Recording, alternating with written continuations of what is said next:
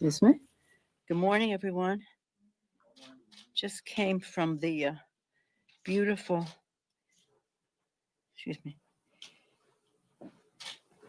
beautiful service we had. Never forget. Tomorrow, as you know, is 9/11. Can you believe it's 19 years since that terrible tragedy befell our country? This morning at 10:03, we had a remembrance for those who died in the plane crash. My plane crashed in Shanksville, Pennsylvania.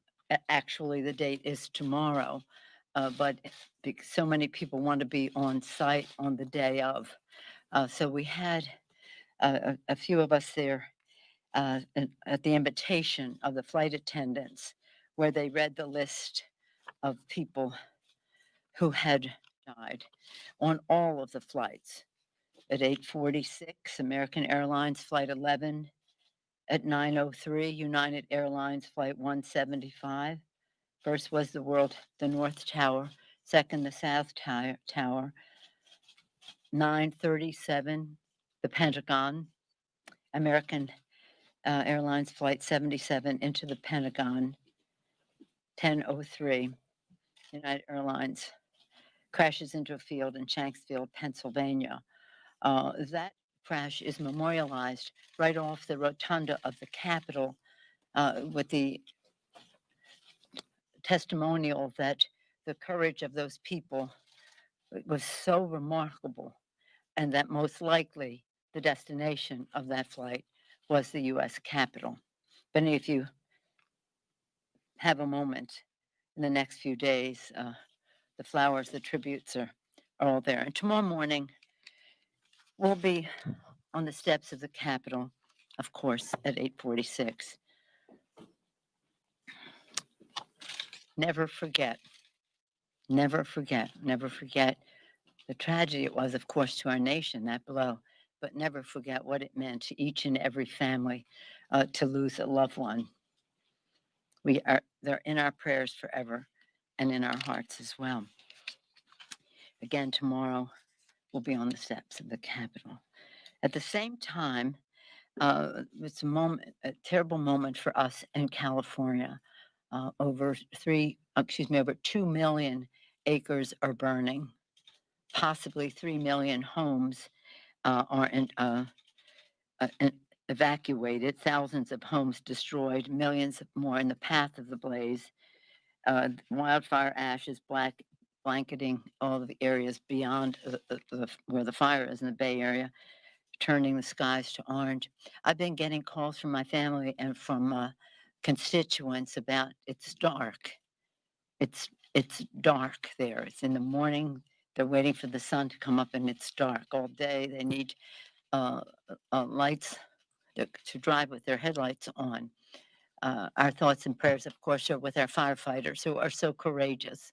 We've already lost one in this fight, and we also lost a 1-year-old boy among the 15 dead in these fires. Just the same time as we're having these horrible fires in California, when I left over the weekend to come back here for work, the guidance were that the conditions were unhealthy, smoky and unhealthy, and now it's even gotten worse than that. I salute our mayor, Mayor Breed, and our governor, Governor Gavin Newsom, as they fight the COVID virus, fighting these forest fires and all that goes with that. Very sad time. But again, our heroes, honoring our heroes of 9/11, honoring our heroes, these firefighters fighting these fights. It's humbling. At the same time as having these forest fires, I had a really sad conversation with the governor of Louisiana last week. He was talking about the hurricane that hit there, the strongest hurricane in the history of Louisiana, the fifth strongest to ever hit the United States in any location. I mention these in the same context because climate change, the climate crisis, is directly related to both of them. And this weekend, I have the honor of hosting a G7. The G7, as you probably know, every year the G7 heads of state meet. About a month or two after that, the heads of parliament meet. Of course, this year, the actual events have been prevented from happening. I don't know when President Trump is going to resume the plans for a G7 meeting, but we have our G7 heads of parliament, and that will be this weekend. I'm very proud of the participation. Will be all of the speakers. Some are called presidents of parliament of the G7 nations, as well as the president of the European Union. We'll all be together virtually. Our heroes committed to protecting the environment and our planet will be participating, will be welcomed by His Holiness the Dalai Lama, opening one of our sessions, Bono another. One of my personal heroes, Jane Goodall, will be participating. And the person who's called the father of environmental justice, Dr. Robert Bullard from Southern Texas University, will be one of our all-stars. But you have rather than my reading off names, you should have our press release on that. 2 secretaries of state, Secretary Kerry, Secretary Albright, 1 Secretary of Energy, a brilliant list that goes on to discuss with the speakers what our theme is. When we transferred from France, the most recent meeting was in France 1 year ago, and when it was passed on to me to be the host for this year, we announced last year our theme would be addressing the climate crisis for economic and environmental justice. And that's what our theme will be. Of course, justice also is involved in how the COVID virus is spreading. So we will focus on the climate crisis and the COVID crisis and the economic and environmental justice involved in both. So I'm very, very proud of that. It will be streamed. You have the information as to how to participate. So there we are. Now, speaking of COVID, I want to share some numbers with you. 8 senior FDA career executives declared to USA Today, this is the heads of their centers, we're following the science to protect public health in the pandemic. Look to USA Today to see their fuller statement. Very important statement. These are serious scientists. And as we have all said, if we want the science to dominate the timing of a vaccine, we don't want it one day later than it is ready, nor one day sooner. And we have to depend on the science and not the politics of the timing. A couple of days ago, that's 8. A couple of days ago, 9 pharmaceutical companies, their heads released an extraordinary joint statement that they would not put forward a vaccine until it had been thoroughly vetted for safety and efficacy. That means going through the FDA process of approvals. These are the companies that are doing research on the vaccines. We hope and pray for a vaccine, then as soon as it is ready, safe and efficacious. And then this week as well, 11, so we have 8 senior FDA saying we're following the science. 9 pharmaceutical companies, we're not going forward unless it's scientifically approved. 11 directors of institutes at the National Institutes of Health stated that testing as many people as possible is the key to slowing down the spread of the virus. Testing, testing, testing. We've been singing that song for a long time, and we do have it in the HEROES Act in a very robust way. I'm very proud of the strategic plan that the Energy and Commerce Committee under the leadership of Chairman Frank Pallone put forth based on science. $75 billion for testing, tracing, treating, sanitation, separation, mask wearing, and the rest to crush the virus. Instead, the administration has chosen to crush the Affordable Care Act in front of the Supreme Court, pre-existing condition, benefit, and all. But we have a very strong strategic plan, and it's been there in the works since May 15th. But even before that, our very first bill, March 4th, was testing, testing, testing. Scientists tell us we need to test up to 3 million people a day in order to stop the spread of the vaccine. Test, trace, treat. We're well behind all of that. In the negotiation, and in the McConnell bill, they've said you want 75 billion, we want 15 billion. We'll compromise at 16 billion. Oh really? Oh really? Let's not have tokenism when we have a major disaster. Let's not have a skinny bill when we have a massive problem. I asked Mr. Pallone, Mr. Chairman, I asked, Mr. Chairman, how much flexibility do we have? I ask them this on a regular basis. We need every penny in order to stop this. And that's the way we're going to open up our economy. And that's the way we're going to open up our schools safely, is by crushing the virus.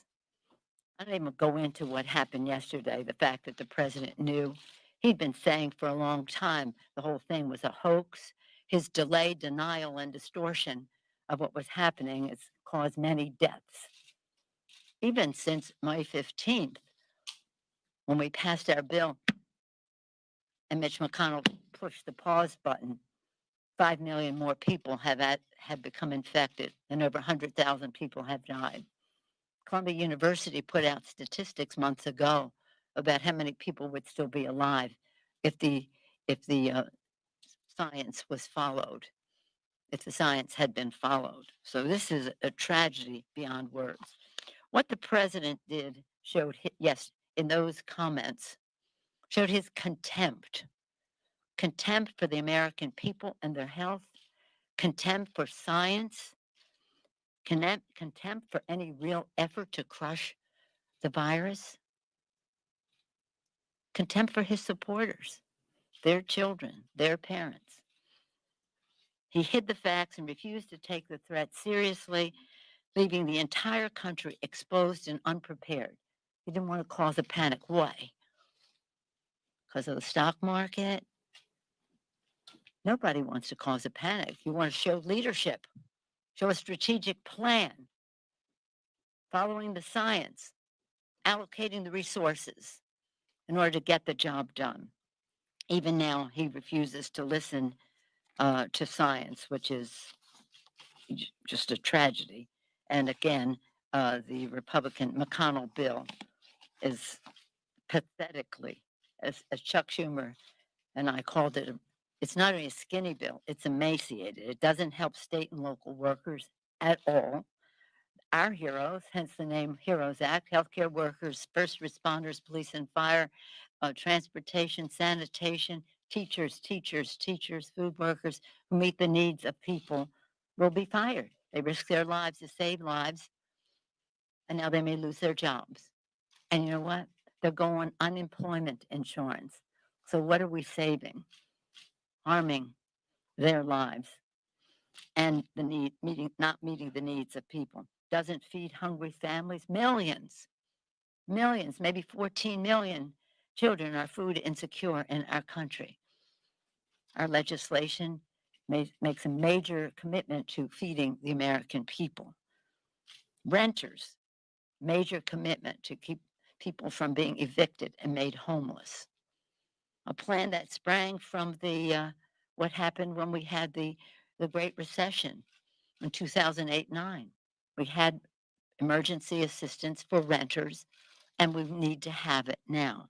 President may have a moratorium, maybe so, maybe not, but a moratorium without money is just heaping debt on these same people who may evade eviction for the moment, but are not able to pay the rent, and that causes a problem for the landlords as well. Of course, they don't want enough money for people to cast their ballots safely. We know that.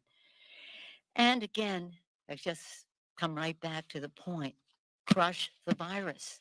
Have the resources in order to do it. Open your mind to what science is proposing. So in any event, as I mentioned, we're very pleased that the FDA career executives have come forward about trusting the science as we develop a vaccine. the pharmaceutical companies saying they're not moving forward unless it meets the standards and are not, and not my view, that was an important message because of the apparent politicization of the process by the Oval Office and the directors at the National Institute. Testing, testing, testing, testing. Why would they not do that? There's so many other issues about us going back to school. I'm very proud of my members who participated in our day of action on going back to school. A week or so before that, they did the day of action to protect the Postal Service. Members and their constituents, although it's all virtual, it can't be actual, are very engaged in matters that direct practically every household in our country, directly or indirectly, certainly the Postal Service, and then the education of America's children, important to each and every one of us. Any questions? Yes, sir. Hi, I wanted to go back to the California wildfires and the wildfires in the West. If Joe Biden and the Democrats take control of the government in November, as you've predicted, do you think that major climate change legislation will be one of the first pieces of legislation out of the gates for the Democrats in the new Congress? Well, we will have, we have, obviously, hopefully, the COVID pandemic will have subsided. If there's any thought that the Republicans in Congress will pay attention to science, right now they're in a place where they don't believe in science and they don't like governance, so they don't want any reason to have to govern to call for standards to defeat the virus. But the virus, of course, has to, in order to open up our schools and our economy, it has to be first and foremost. But yes, it will be an early part of the agenda. As you probably know, or maybe you don't, when I was first speaker a number of years ago, the climate crisis was my flagship issue. President Bush was president. Together, we passed the most significant energy bill in the history of our country, the equivalent of taking millions of cars off the road by raising the emission standards and other provisions there. We came together. Uh, he wanted nuclear. I wanted renewables. We came together. The Then this time, and we had a select committee on the climate crisis. This time I do again under the leadership of Kathy Castor.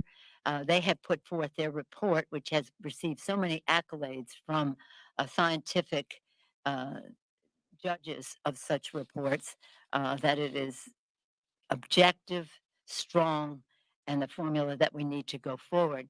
Some of it is already in our moving forward legislation that we passed in the end of June, beginning of July, but a number of weeks ago, and the end of June. And that will be obviously, I wish that the president says he's for infrastructure. We could pass a bill having some of those green resilient. We call it resilient because green is a word that's scary to some people around here. So when Joe Biden says build back better, that better includes building back in a way that is resilient, that is green, that protects the planet. So it will be a part, I don't know if it's one bill or it permeates a number of bills, but it is absolutely a priority. And our priorities, one of our climate action now legislation that we passed is going to be early legislation for us to have to return to the Paris Accords, but to do better than that. So this is a priority. This is a challenge. A pandemic descends upon you and eclipses everything. Preserving the planet for future generations is the challenge to this generation. We are late. America is not a leader in this under Republican presidents. President Obama did a great job in Paris with the Paris Accords. Of course, President Trump, defying science, contempt for science, walked away from that. But this is a very big issue. It's a health issue, clean air, clean water, It's a jobs issue, green technologies to keep America preeminent and make America even more preeminent in the world in promoting green technologies. It's a national security issue. National security experts, whether they're in the military, in the diplomatic corps, in the scientific corps, whatever, have said to us this is a security issue. The rising sea levels, the encroachment of deserts, the drying up of the great rivers, especially in Asia. So many of the consequences of the climate crisis, the melting of the polar cap, so many of the aspects of the climate crisis eat away at habitat and resources and can cause conflict. Uh, Even in terms of migration issues, I was in Central America on the immigration issue within the last year, and we were trying to say, what is it that we can do to keep people at home? What about the economy and the rest? And one of the things that was so evident in Central America was the drought had prevented farmers from farming, hence seeking other opportunity. So it has an impact on migration, on security, on health, on jobs. It's also a moral issue. If you believe, as do I, that this planet is God's creation and we have a moral obligation to be good stewards of it, then it's a moral obligation. If you don't share that religious view, but you do understand that we have an obligation to handing the planet over to our children and grandchildren in a responsible way, then we all can agree on that. And so that's why I'm so excited about what we're doing this weekend with the G7. Again, focusing on addressing the climate crisis, addressing economic and environmental justice as we do so. Yes, sir. Madam Speaker, what's your outlook for getting a stimulus deal at this point? Yesterday, Mr. Schumer said there's some indication Mnuchin might move off of this $1 trillion line. Do you share that kind of optimism? And then part two on the CR, are you pushing for a CR into next year or into the lane? We are two questions. Let me start with the CR. I have said publicly that I'm for a clean CR. Mr. Mnuchin, Mr. Secretary, has said he's for a clean CR. So we're down that path. We are now looking at anomalies and the rest, and we'll figure out the timing when we do. In terms of I'm optimistic that the need for state and local government to be met, the needs must be met, and that will, I think, insist that the number be bigger than what the Republicans are talking about now. The fiscal stability of state and local government is very important to the fiscal stability of our country, the economic security of our country. So to say, well, let them get fired and go on unemployment and cut the needs of meeting the needs of people and raising taxes, I don't think that sounds like a very popular or effective, more importantly, approach to it. So I do hope, though, the most important element of all of it is to stop the virus. And maybe this expose or whatever you want to call it, who didn't know what the president's attitude was, but nonetheless, this reinforcement of it will insist. Because I'm going to tell you something about this. The disparity, when I talk about our weekend of economic and environmental justice, and when we talk about COVID, there's COVID injustice as well. The disparity among populations of color, people of color, is shameful that we have not done the outreach, that we have not done the testing, tracing, treatment in a way that would stop the spread and save the lives. Yes, ma'am. I'm wondering, could we get your view on Brexit? There's been developments this week in London, and the British government has introduced new legislation that appears to be overriding some of its commitments to the EU. I know you put out a statement last night, but we're just wondering, could I get your views on that? Well, thank you for that question. Over 1 year ago, through the 21st anniversary of the Good Friday Accords. I took a delegation. We visited our troops. We always on a visit on a Codell. It's always about security, and it's about economy.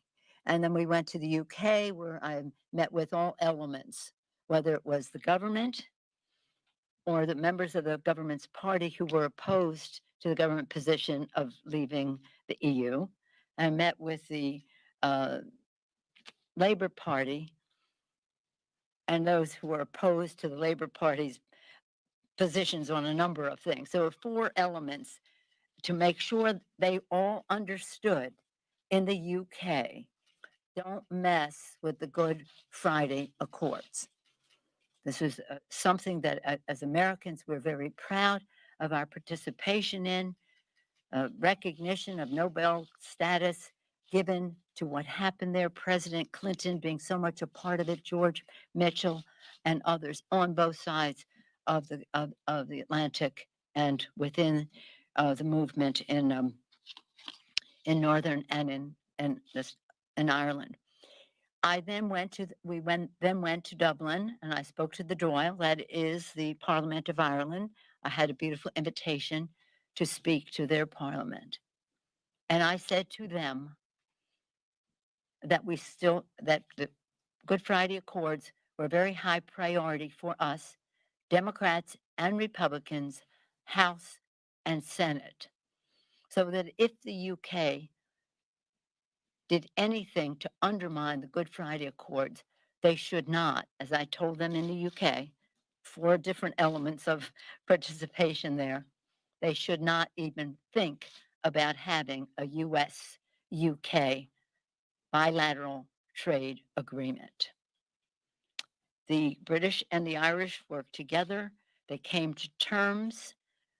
It was part of the international treaty going forward with the departure of the Brits from the EU. And then this news comes to us practically in the middle of the night over the weekend, Monday. Later in the day, there, early in the morning here, that the UK had decided to undermine the Good Friday Accords. What were they thinking? Whatever it is, I hope they're not thinking of a UK US bilateral trade agreement to make up for what they might lose in losing the. It's up to the people of the UK for them to decide if they want to belong to the EU and the rest. That's their judgment. That's their decision. That's to be respected. But don't think you're going to get a reward if you undermine. Now, I've been to Ireland many times. I have a son-in-law whose family lives there, so we have funerals, we have baptisms, we have a lot going on in Ireland. And on one of those occasions, I took the train from Dublin to Belfast to meet up with a Codell that was up there following one of our christenings. And at that time, tanks and guns and soldiers and at the border, it was frightening. When we went for the 21st anniversary, the only way you could tell you were in Ireland or Northern Ireland was the color of the stripe on the ground. The free flow of goods, the free flow of people, the commerce, the rest of it. And they hosted us in the UK, in Belfast. The speaker there hosted us with a big, I would guess you would reception, but it was more like a rally of children.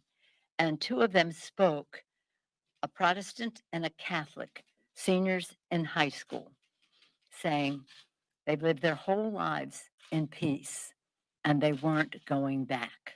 These Good Friday Accords were just so beautiful, and we are not going to have them tampered with or reward any messing with them with a bilateral UK-US trade agreement. Spoken to Boris Johnson. Excuse me? Have you spoken to Boris Johnson, the Prime Minister? No, not since the other day, but I will be speaking to the ambassador, I believe the foreign minister, they're coming another few days. I remember, no, understand this, I'm speaking for our chair of, it's a bipartisan way. We've always gone there in a bipartisan way. Richie Neal is the president, the head, the co-chair of the Friends of Ireland. He's also the chair of the Ways and Means Committee, which is the committee of jurisdiction of trade agreements. He has been speaking to the press. You probably have heard his statements, BBC and the rest, as have any number of our members. My phone was ringing off the hook. It's been ringing off the hook because of what's happening in California. And all of a sudden it was the UK is abandoning what it said it would do on the Good Friday Accords. Thank you for the Madam question. Speaker, message to London. What's your message to London to make clear to the Johnson government it cannot jeopardise peace in Ireland, something which I know you've fought so passionately for over a number of years? Well, our message is very clear. Self-determination is what the UK, the people of the UK have determined their course of action. That's up to them. But it is not up to them to think that they will be rewarded if they mess with the Good Friday Accords and think that they're going to be rewarded. It's really sad, actually, because when they had the agreement with the previous Taoiseach, now it's a new Taoiseach, but the previous Taoiseach, it was really good news. They trusted. It was really good news. And that very same night, the Irish from all over were honoring Richie Neal.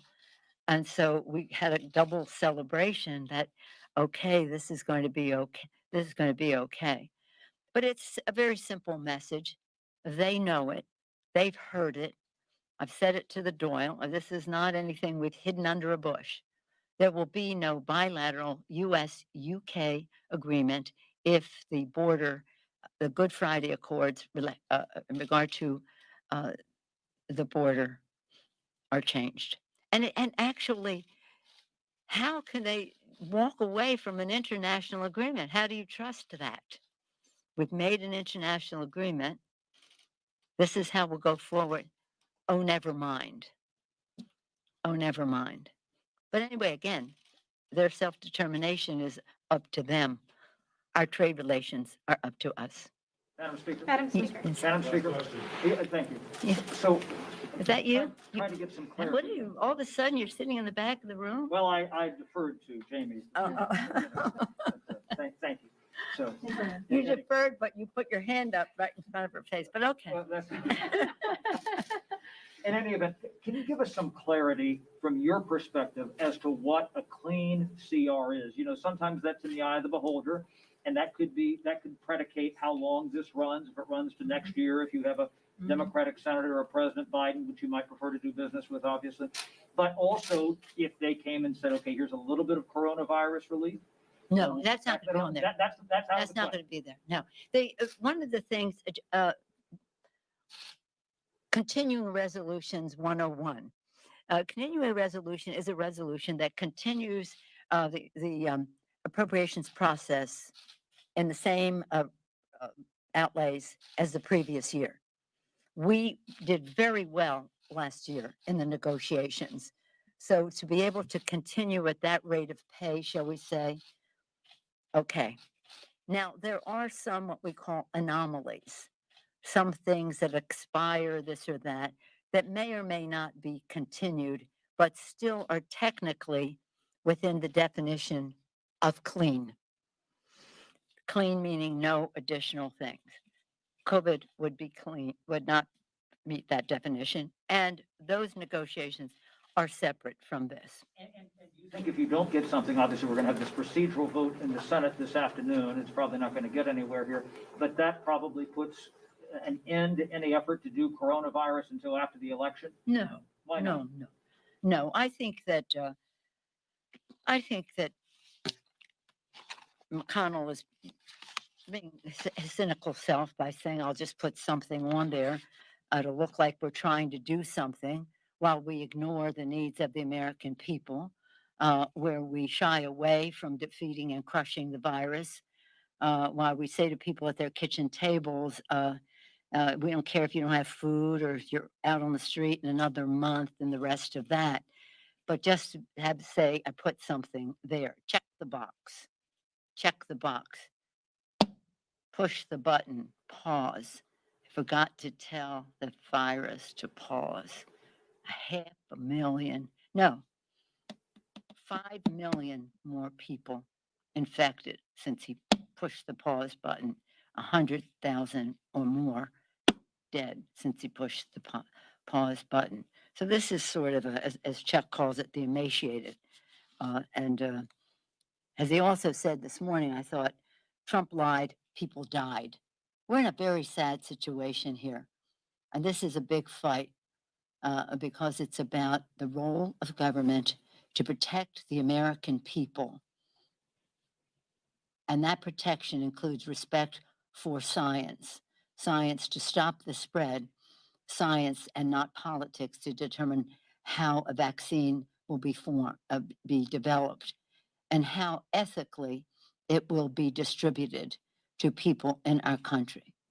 We pray for a vaccine. We hope it will be soon, not one day sooner than it is safe and efficacious. Safety and efficacy are the standard.